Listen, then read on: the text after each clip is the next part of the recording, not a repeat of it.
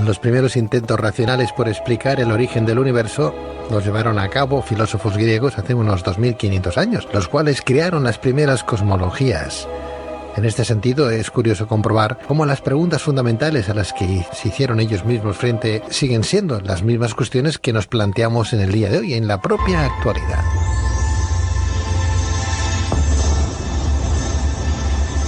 No obstante, ahora tenemos la teoría que sostiene que a partir del Big Bang surgió todo el universo, es decir, la materia, la energía y las leyes de la naturaleza que lo gobiernan, pero también el espacio y el propio tiempo.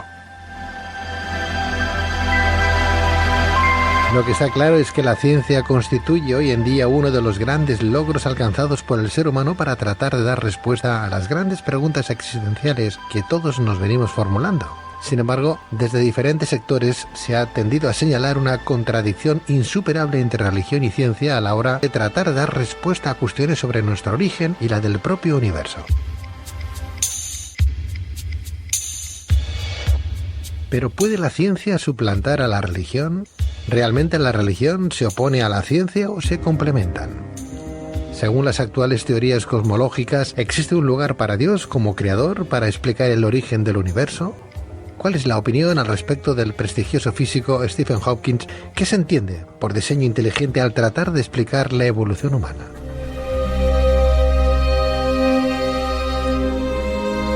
Para responder a estas y otras cuestiones tenemos con nosotros a don Carlos Alberto Marmelada, licenciado en Filosofía y Ciencias de la Educación, escritor, conferenciante, profesor con más de 27 años de experiencia docente y autor de Fronteras del Conocimiento, Ciencia, Filosofía, Religión, de la editorial Secotia.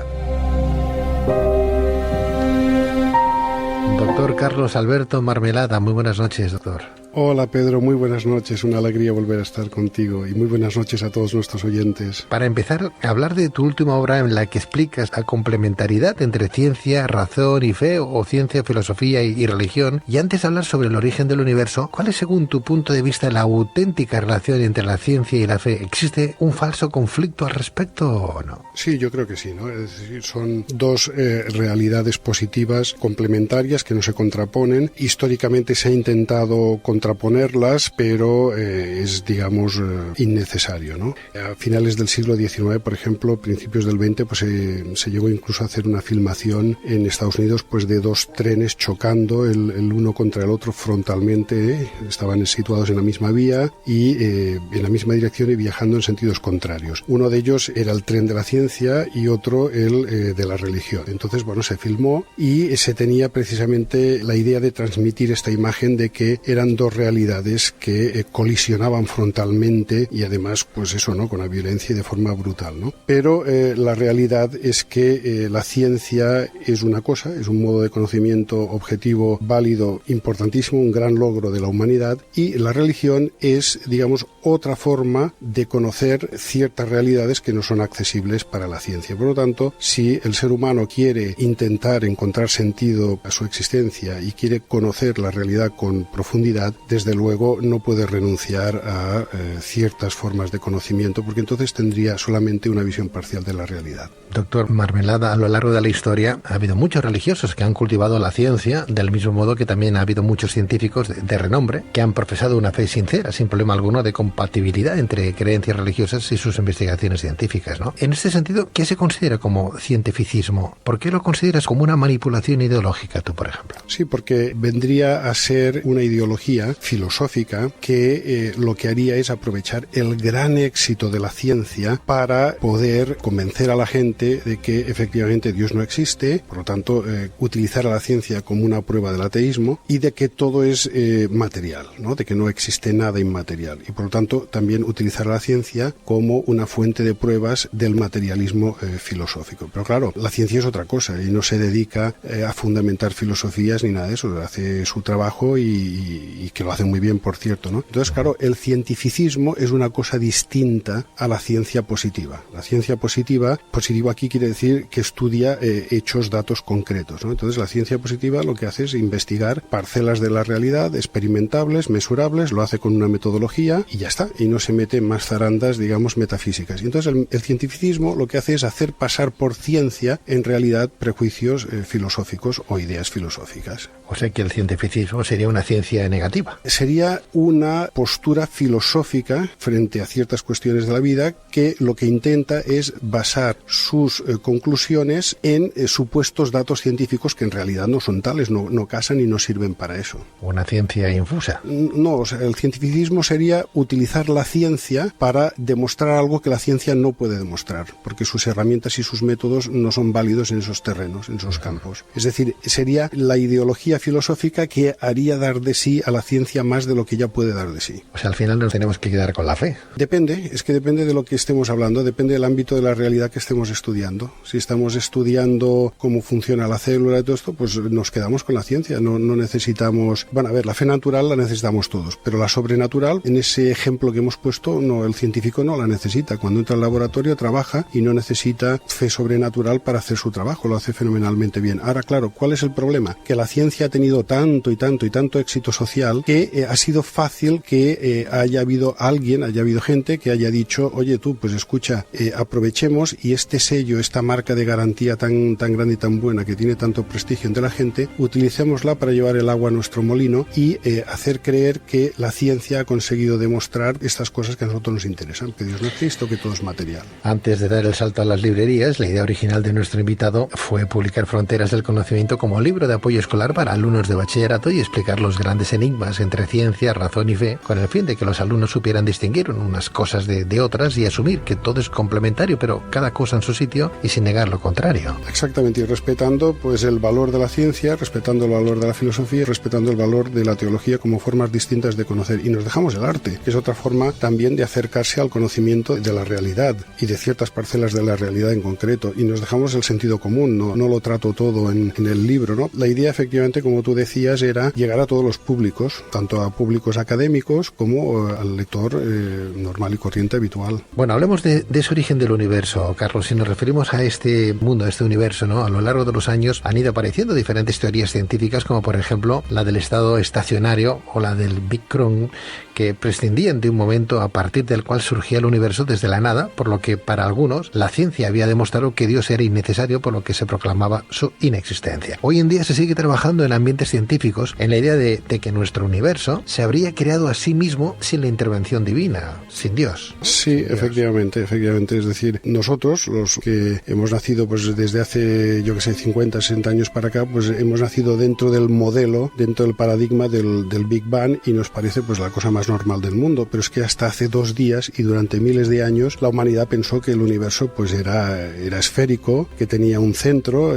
Durante la mayor parte de ese tiempo se pensó que el centro era la Tierra, en los últimos siglos que era el Sol, hasta hace 100 y poco años pues no hubo pruebas convincentes de que era la Tierra la que se movía alrededor del Sol, pero vamos, hasta hace pocos días se tenían prejuicios de que había esferas cristalinas, de que los movimientos de los planetas eran circulares. Todo esto hace 3 siglos se pensaba, y hace 100 años pues se creía que el universo era estático, ¿no? Es decir, que cada estrella estaba donde está y que cada galaxia ocupaba el espacio que ocupa y llevaba allí el tiempo que fuese, pero no se había movido, ¿no? Entonces, a partir de principios del siglo XX, gracias a los estudios de Einstein, se vio que el universo era dinámico, ¿no? Einstein no lo quiso reconocer en un principio y propuso una constante cosmológica que actuaría como fuerza repulsiva para evitar que la gravedad hiciera que el universo colapsara sobre sí mismo, ¿no? Pero un sacerdote católico, justamente, Georges Lemaitre, propuso la idea de decir, bueno, no, el universo puede ser dinámico, puede haber aparecido a partir de un instante determinado, en ningún lugar, porque no había espacio, se crea el espacio con el origen del universo, y entonces se expande, ¿no? Y aquí nace el modelo del Big Bang. Entonces, a partir de aquí, en el año 1926, es cuando Lemaitre propone eso. Al principio no le hacen mucho caso, que es sacerdote y tal, ¿no? Pero Einstein se lo toma en serio, y entonces a partir de ese momento los demás cosmólogos, físicos, etcétera, dicen, bueno, si Einstein respeta esta idea, este hombre y tal, pues nosotros también vamos a hacerlo, ¿no? Entonces, Fred Hoyle y un par de físicos más británicos rechazan la idea del Big Bang porque el hecho de que haya un principio en el tiempo y en el espacio, pues hace, digamos, oler a Dios, ¿no? Parece que haya creación, ¿no? Y entonces proponen lo que tú has comentado, el estado estacionario. El universo sería eterno y por lo tanto ya no tendría que ser creado. Y lo que pasaría es que se crearía materia continuamente desde la nada, pero sin intervención de Dios, ¿no? Desde la nada, que sería en realidad la energía energía que hay en el vacío, ¿no? Cómo pasan los aceleradores de partículas y todo esto, ¿eh? Entonces, en función de las ecuaciones de Einstein, de que la energía es igual a masa por velocidad de la luz elevado al cuadrado, ¿no? Es decir, la energía se puede transformar en masa y en materia, y la materia se puede transformar en energía. Esto ya lo sabemos porque que la materia se transforma en energía, pues tenemos el ejemplo de la bomba atómica. Es un ejemplo de transformación de materia en energía. Y que la energía se transforma en materia, esto cuesta un poquito más de verlo para el sentido común, pero en fin, en los aceleradores de partículas, a partir de energía aparecen partículas de materia durante un espacio ínfimo de tiempo, pero bueno, esto es así, ¿no? Entonces, claro, ¿cuál de las dos teorías tenía razón? ¿La del Big Bang o la del Big Crunch? Había una cuestión fundamental, ¿no? Si el universo tuvo un inicio en el tiempo, tenía que haber dejado como huella una cosa que es la radiación cósmica de fondo. Eso era una predicción crucial que le daba o le quitaba la razón a unos o a otros. Si el estado estacionario era verdadero, era cierto, no podía haber radiación cósmica de fondo. Si era el Big Bang correcto, sí que tenía que haberla. Y en 1965, de casualidad, se encontró la radiación cósmica de fondo. Luego en 1992 lo confirmó el satélite COBE y después otras ondas, la McLaren y otros experimentos, ¿no? Y por lo tanto, pues se llevó el gato al agua la teoría del Big Bang. ¿Qué es lo que pasó? Que apareció otra teoría para decir, bueno, de acuerdo, aceptamos el Big Bang, pero no que haya un creador ni nada de esto, que ojo, que la ciencia, los cosmólogos del Big Bang no hablan de Dios ni nada de eso, hacen ciencia y punto, ¿no? Pero para eliminar cualquier remanente posible de cualquier ramalazo de teología que se le ocurriera a alguien o lo que sea, entonces, bueno, se propuso otra teoría científica que es la del Big Crunch, que entonces lo que aúna son infinitos Big Bang. Pero claro, esta teoría tenía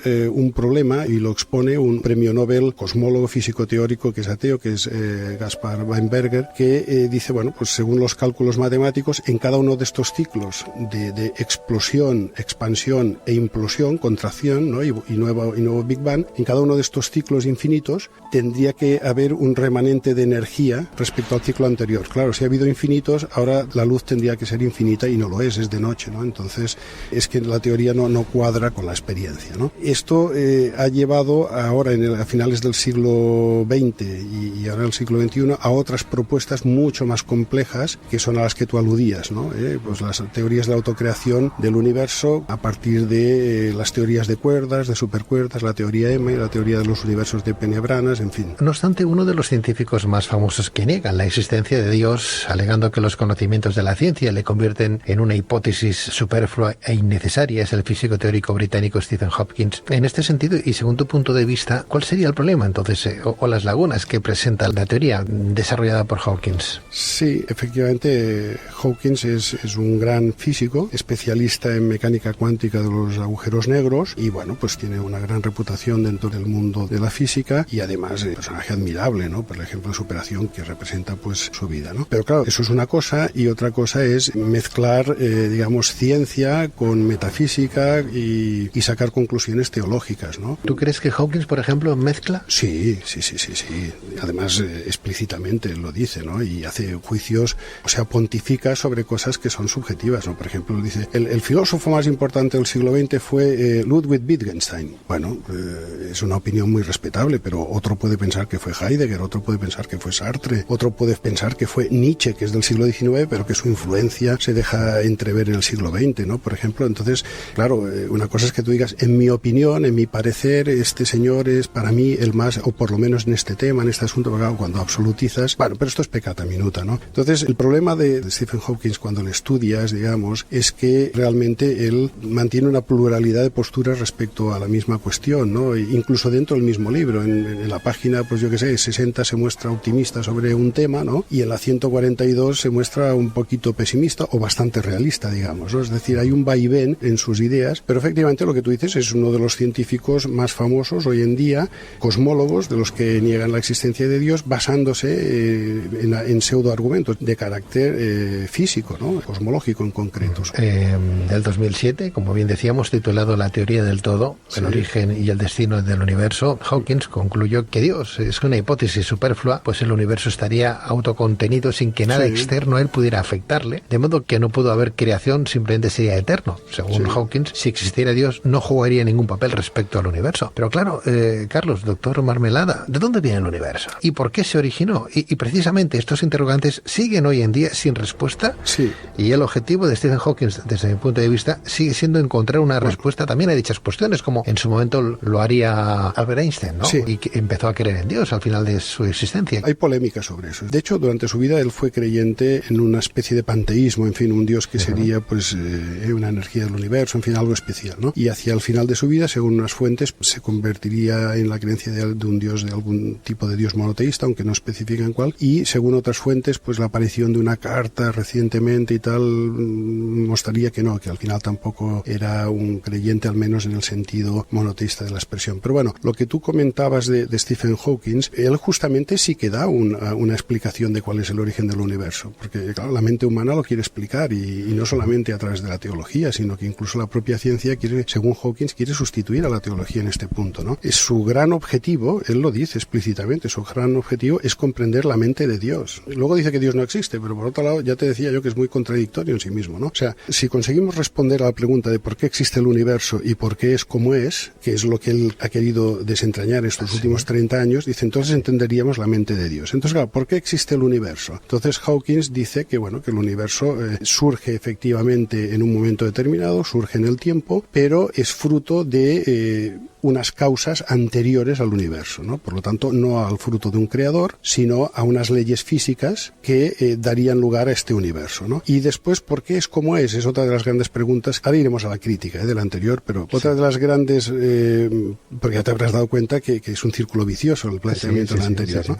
Pero la otra gran cuestión, porque están ligadas, ¿por qué es como es el universo? Claro, hasta ahora, si el universo es solamente esto que nosotros conocemos, entonces dices, bueno, ¿y por qué tiene estas leyes y no otras? ¿Qué dice Hawking? Dice, bueno, es que existen infinitos universos, un multiverso, una pluralidad infinita de universos, y entonces, claro, en una pluralidad infinita, estadísticamente toca que haya uno que tenga las leyes que tiene este, y ya está, ya hemos explicado, ya hemos solucionado el problema, ya tenemos la respuesta, ¿no? Hombre, volviendo a la cuestión anterior de por qué existe el universo, bueno, porque hay unas causas físicas que le hacen ser y tal, dices, bueno, pero ¿y esas causas físicas dónde se originan? ¿Dónde está su razón de ser? ¿De dónde aparecen? ¿Dónde esas leyes que hacen que nazca este universo? ¿De dónde surgen? ¿Quién las pone? ¿Quién las crea? Claro, ante esta pregunta, pues se dan varias respuestas, ¿no? Hay gente que habla de cosmólogos que hablan de universos burbujas, que habría como una especie de plasma a partir del cual se van generando como burbujas que serían universos y por lo tanto no están comunicados. O sea, habría infinitos universos, pero que ninguno tendría comunicación con ningún otro. Claro, eso quiere decir que ninguno sabría nada de los otros. Entonces, la pregunta que nosotros tenemos que hacer es decir, bueno, ¿y cómo sabemos nosotros que existen esos otros universos si no podemos acceder a ningún tipo de conocimiento? Por lo tanto, estamos hablando de matemáticas, de ecuaciones matemáticas puras, pero claro...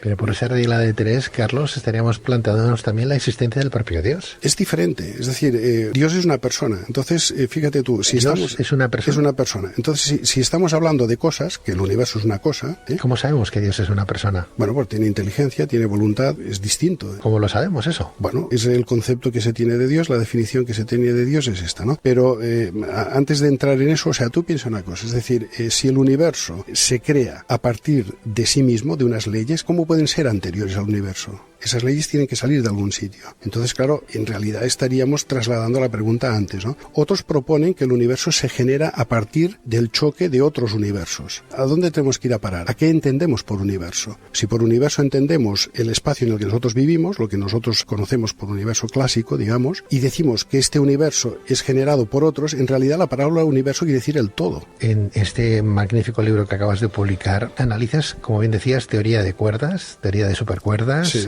teoría M, concepto de multiverso que estás comentando, pero claro, podríamos estar hablando también de universos paralelos. Sí, ¿o no? sí, efectivamente. O sea, ¿sí? Entonces es que está relacionado con estas explicaciones que se quieren dar para, digamos, dejar a Dios al margen, que repito, desde el punto de vista científico no hay que mezclarlo, ¿no? El problema es, o sea, los filósofos no hablamos de ciencia, porque no sabemos. El problema es que a veces los científicos, pues algunos se pueden entusiasmar porque su campo pues tiene gran éxito y tiene gran aceptación social y se puede ver tentado a meterse en cuestiones metafísicas o teológicas que requieren unos conocimientos pues específicos, como pasa en todos los campos, ¿no? Entonces, efectivamente, una de las opciones para explicar el origen de nuestro universo es apelar a que existen otros que interactúan, colisionan y el fruto de esa interacción es el nuestro. Entonces, claro, esos otros universos no los vemos, no sabemos de ellos, no estarían ahí, hay universos más grandes grandes que el nuestro, otros más pequeños, nos estarían atravesando, otros seríamos nosotros permeables a ellos, con otros interactuaríamos, etcétera. Nosotros seríamos el fruto del choque de otros dos, según la teoría de los universos de P.N. Branas, que sería X dimensiones, ¿no? Las teorías de cuerdas, pues eso, hablan de que han de haber muchos universos,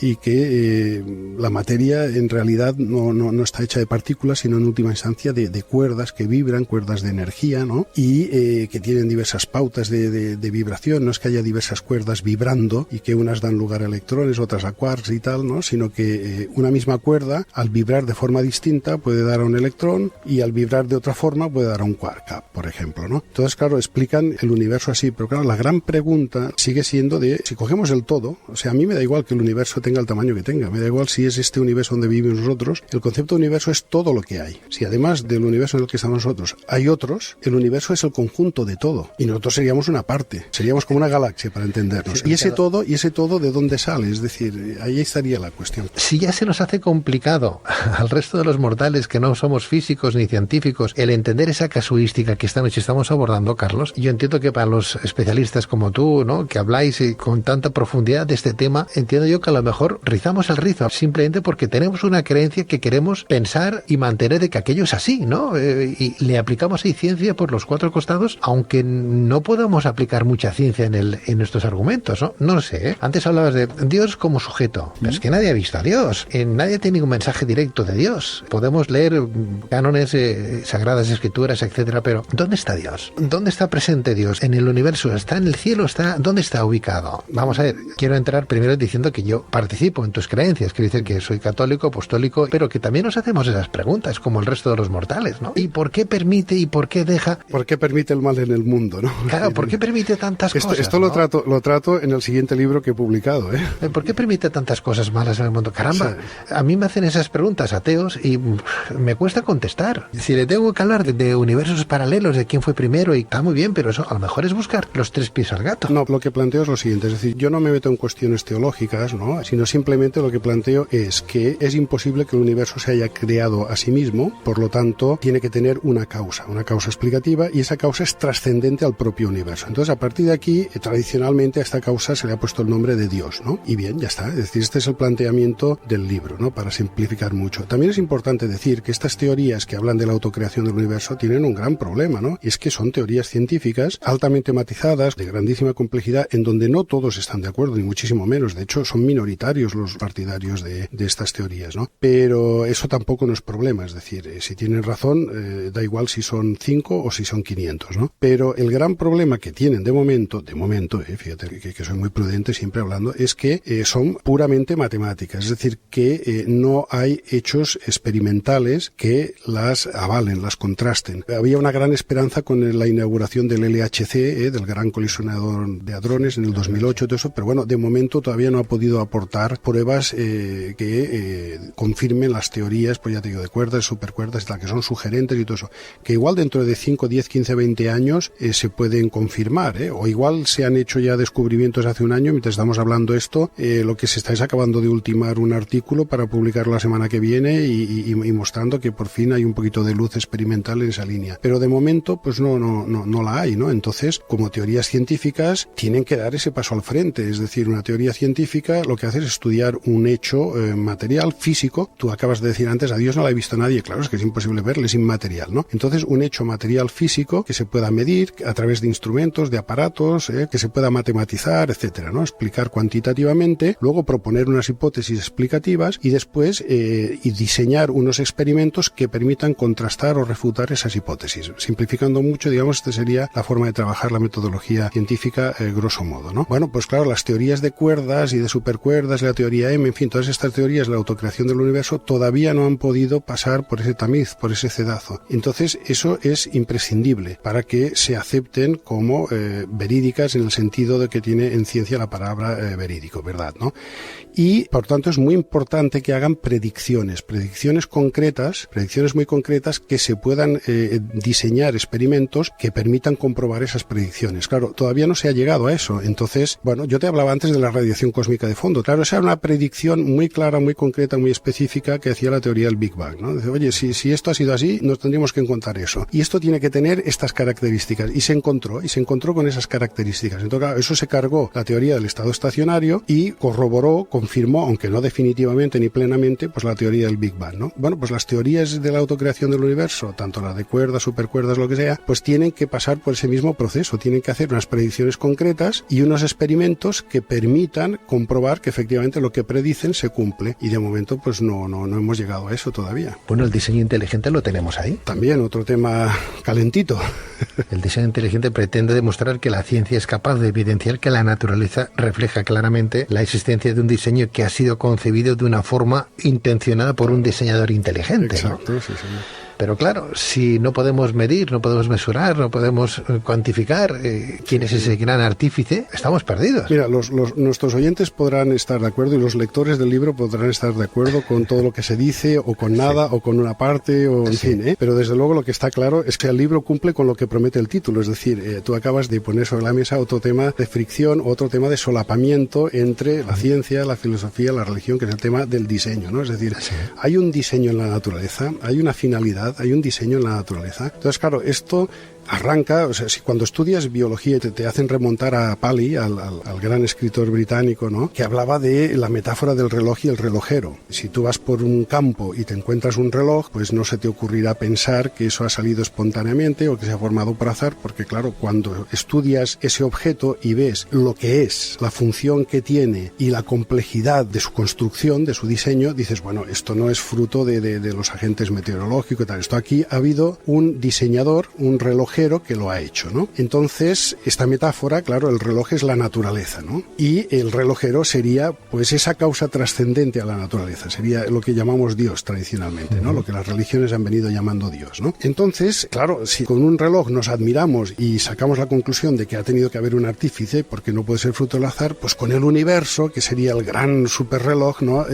Razón de más que tendría que haber habido un diseñador inteligente. De hecho, este argumento de Paley, en esta formulación sí que es muy interesante y es propio de él y todo esto, pero no deja de ser la filosofía de Platón, no deja de ser el mito de la caverna, no deja de ser todo el tema de la jerarquía de las ideas de las que nos hablaba Platón, ¿no? Y también Aristóteles recoge ese mito de la caverna de Platón en una... Ahora estamos en la caverna tú y yo, en este momento. Y la sociedad entera, y la humanidad entera, es decir, el mito de Platón es soberbio, explicando la condición humana. Entonces, claro, el tema del diseño inteligente a muchos científicos les pone nerviosos porque les parece que es introducir la teología dentro de la ciencia, y no es así. Es decir, es muy correcto decir que la biología no ve diseño en la naturaleza de forma intencionada, es correctísimo. Ahora, el problema es, ¿eso nos legitima a saltar a decir que no hay diseño inteligente? Es decir, no hay un diseñador inteligente que ese diseño aparente lo pone. No, la biología lo que tiene que decir es, mira, yo hasta donde llegan mis métodos, lo que me muestra es que la actual disposición de la vida, de las especies y todo esto, ha procedido por transformación a lo largo del tiempo. Creemos que ha sido de esta forma, a través de la selección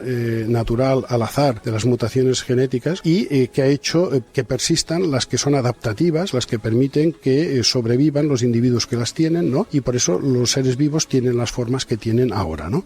Entonces, eso es una explicación, yo la encuentro extraordinariamente válida, fantástica. Claro, el problema es decir, como esto es así, pues resulta que Dios no existe, porque ya tenemos la explicación del diseño, ya no hace falta...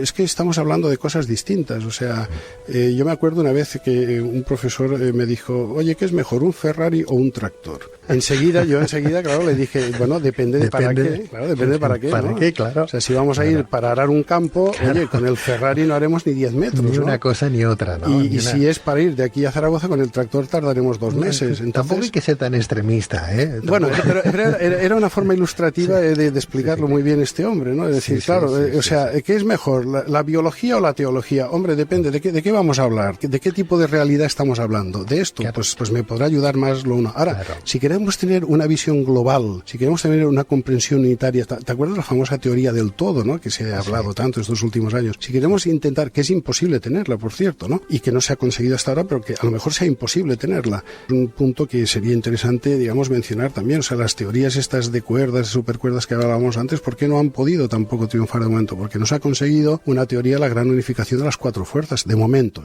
ojo, igual se puede conseguir pronto, pero de momento no, es otro de los hándicaps que tiene, ¿no? Entonces, claro, ¿qué es mejor, la biología o la teología? Bueno, pues es que depende de lo que estemos hablando. Entonces, el tema del diseño se ve con claridad desde una perspectiva y desde otra, pues tiene otra interpretación y es lo más normal del mundo. Ahora, una no excluye a la otra ni anula a la que no hayamos elegido. Hoy en día la evolución como hecho es aceptada por la inmensa mayoría de los científicos. Lo que se cuestiona es si la selección natural darwiniana tiene tanta incidencia en el hecho evolutivo como suponía el científico británico, ¿no? No obstante, Carlos, doctor Marmelada, refiriéndonos a la teoría de la evolución acerca del ser humano y a la incógnita sobre cuál fue el miembro fundador de nuestro linaje evolutivo, hoy por hoy aún es motivo de debate determinar cuál fue el primer homínido. Eso lo tenemos claro, que todavía estamos ahí y que no sabemos. Pero si me permites, voy a rizar un poquito más el rizo, que esta noche estamos ahí en las fronteras del conocimiento. Estamos en las fronteras, en esa caverna de Platón, ¿no? Es una pregunta que a mí me hacen y que yo tampoco sé responder. Adán y Eva, nuestros primeros padres, ¿en qué momento de la historia los ubico? Te puedes quedar muy tranquilo porque, o sea, no es que tú no sepas responder a eso porque lo desconoces tú, pero lo saben los demás, ¿no? Es que no hay forma humana de momento de poder decir, oye, mira, fueron estos, ¿no? Lo que digamos tiene sus pros y sus contras, ¿no? Entonces, claro, aquí dices, bueno, ¿cómo caso ciencia, filosofía, religión y tal? El ser humano es rico, es plural, ¿no? Entonces, claro, lo podemos contemplar desde distintas perspectivas. No me escapo, ¿no? El diseño inteligente, para demostrar qué momento de la historia aparecen Adán y Eva, no sé si lo podemos utilizar, Carlos. O sea, yo te voy a contestar muy, muy claramente, ¿no? Sí. Es decir, o sea, lo importante de la explicación bíblica, cuando la Biblia habla de Adán y Eva, o sea, lo importante no es decirnos, oye, mira, hace 122.000 años, hace 185.000 años, hace 2,5 millones de años, en ese momento Dios crea al hombre y tal. No, o sea, lo importante es, el ser humano es creado a partir de una materia preexistente. Y esto, por ejemplo, casa con la teoría de la evolución. Es decir, la teoría de la evolución lo que dice es que los humanos proceden de un tipo de homínido prehumano, que puede ser un Australopithecus, alguna de las especies ya conocidas, o alguna otra de las especies que todavía pueden estar por descubrir. Eso todavía no se puede. Hay quien dice pues que procede de Africanus, otros que de Australopithecus afarensis, otro que, en fin, pero todavía no está cerrado ese tema. Por lo tanto, esto casa. Esta información del relato bíblico, que no tenía presente los estudios científicos sobre evolución humana, casan, ¿no? Y entonces el otro gran mensaje es que, digamos, hay una intervención directa de Dios, que crea su alma, etcétera, ¿no? Y bueno, vemos un salto evolutivo entre el hombre y las demás criaturas, la inteligencia, no nos vamos a meter aquí si aparece gradualmente o no, pero vendría por esta línea. Entonces, claro, no puedes en el registro fósil coger y decir, oye, mira, ves, esta cadera, esta tibia, esto era de Adán y lo anterior era parecido a los humanos, pero no lo eran, ¿no? El hombre, con las características físicas que tenemos ahora, existe ya hace 180.000 años, una cosa así, bastante parecido físicamente, ¿no? Podemos encontrar restos incluso que llegarán a los 220.000. Sí. Bueno, pero ya físicamente los de 300.000 eran diferentes físicamente. Genéticamente estamos ya remontando nuestro linaje a 600.000 años, emparentados con personas que vivieron hace 600.000 años. Mira, yo no tendría ningún inconveniente en aceptar que Adán y Eva podrían tener perfectamente 2,5 millones de años, que es lo que tiene el origen de la humanidad, ¿no? Pero no me parece a mí relevante, digamos, este dato, sino el entender cuál es el mensaje el relato bíblico de la creación, ¿no? Y es este que te digo, ¿no? Es decir, que el ser humano procede de una materia preexistente, el famoso barro, ¿no? O sea, que no se lo saca Dios de la nada. Y dos, que hay una relación directa, especial de Dios con el hombre. Una relación, pues, más íntima, más vinculante, más relacionada, ¿no? Y de ahí, pues, el tema de que le sopla el hálito de vida, que sería el alma, etcétera, etcétera, ¿no?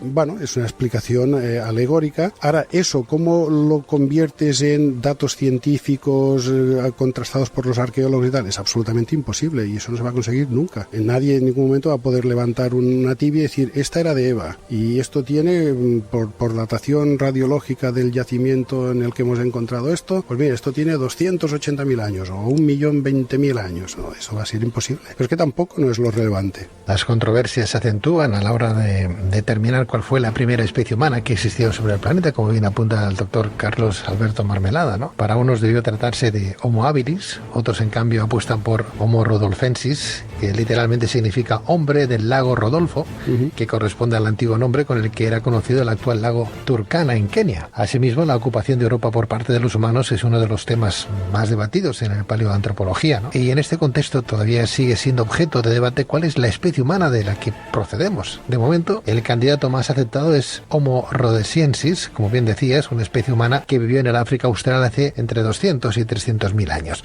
¿Crees que futuros descubrimientos lograrán desvelar este misterio en algún momento determinado? Lo digo porque si estamos desvelando el Big Crunch y el Big Bang y la teoría de las cuerdas y hablamos de física cuántica de más de 11 dimensiones y de universos paralelos y si podemos poner la mano dentro de y tocar a seres espirituales, ¿lo conseguiremos o tendremos que esperar que alguien nos ilumine desde el cielo o que venga una nave interestelar y nos diga, mira, yo soy Dios y yo he creado y he cogido al mono y le di una semilla mía y ahí os dejo al hombre? En el Génesis, creo que es en el capítulo 6, se habla de que las hijas de los hombres tuvieron relaciones con los gigantes, ¿no? Sí. Con aquellos que venían del cielo, que podrían ser lo que cada uno quiera entender, ¿no? Bueno, has planteado varias cuestiones, vamos para ir por orden. Desde luego, la ciencia es una forma de conocimiento maravillosa y admirable, ¿no? Y los roces, las fricciones o los solapamientos entre la ciencia, la filosofía y la religión se dan especialmente en tres campos. Yo trato dos de ellos en este libro, que uno es la cosmología, hemos hablado extensamente sobre este tema. El otro campo es la evolución humana y hemos hablado en el programa de hoy y en muchos otros, ¿no?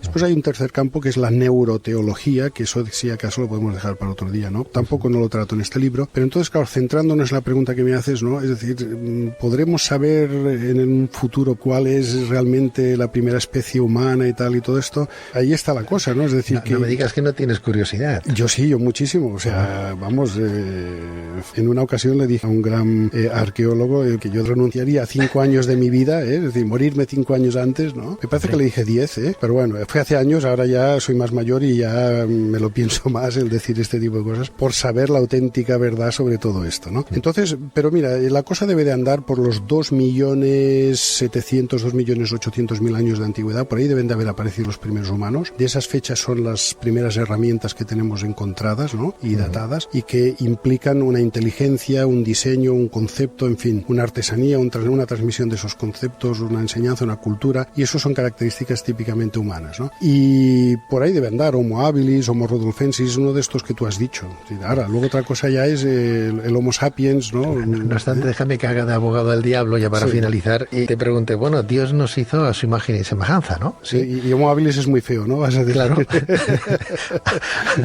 ¿A imagen y semejanza del hombre del siglo XXI o a imagen del hombre de dentro de 1000 años o del rhodesiensis, ¿no? Hay Homo habilis, ¿no? Hay un chiste, y lo digo sin frivolizar, ¿no? Sí. Porque tiene que ver con esto que tú has dicho, ¿no? Que cuando se oye esa frase, Dios nos hizo a su imagen y semejanza, pues salta una persona con defectos, digamos, físico, tal, y dice, bueno, y conmigo hizo un experimento. Que, ¿no? Entonces, la cuestión es esta, la cuestión lo planteas muy bien, ¿no? Es decir, ¿en qué consiste el ser imagen y semejanza de Dios? Desde luego, claro, no se está refiriendo al cuerpo, por lo que hemos comentado antes, porque es inmaterial Dios. Entonces, por eso te decía yo que Dios es una persona, es decir, está haciendo referencia esta imagen, este reflejo que es el ser humano de Dios, esta imagen y semejanza que es, a básicamente dos grandes potencias, dos grandes facultades que son la inteligencia y la voluntad. Son dos grandes facultades espirituales que encontramos en el ser humano y no en los animales.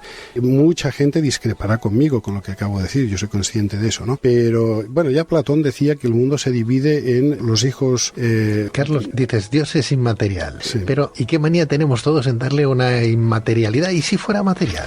Pues no sería Dios, Dios, ¿no? Sí, pero Pedro, o sea, el condicional hipotético se lo podemos poner a todos, claro. ¿no? Y si resulta que el Sol no existe, que igual es una cosa igual que tenemos... que decir que es inmaterial, también es lo mismo. Sí, pero entiéndeme, es decir, ese tipo de razonamientos lo podemos aplicar a todo, ¿no? Yo te decía, ¿y si resulta que el Sol no existe, que es una aberración óptica que tienen nuestros ojos? Es decir, pero está ahí, ¿y por qué está ahí, no? Porque, vamos a ver, es lo que te comentaba antes, ¿no? Y tiene que ver, y lo hemos tratado, digamos, en la primera parte, el tema del origen del universo y todo esto, ¿no? O sea, nos encontramos que aquellas teorías que pretenden explicar el origen del universo desde sí mismo, desde la pura materialidad, desde la pura inmanencia, que es como se dice técnicamente, pues no consiguen dar una razón explicativa. Es decir, siempre acabas en lo mismo, ¿no? Dices, bueno, si si coges el universo como la totalidad, dices, bueno, pues la causa tiene que ser trascendente, externa, tiene que estar fuera de. Y claro, el universo es material, por lo tanto, la causa esa trascendente, fuera de, explicativa, es de carácter inmaterial.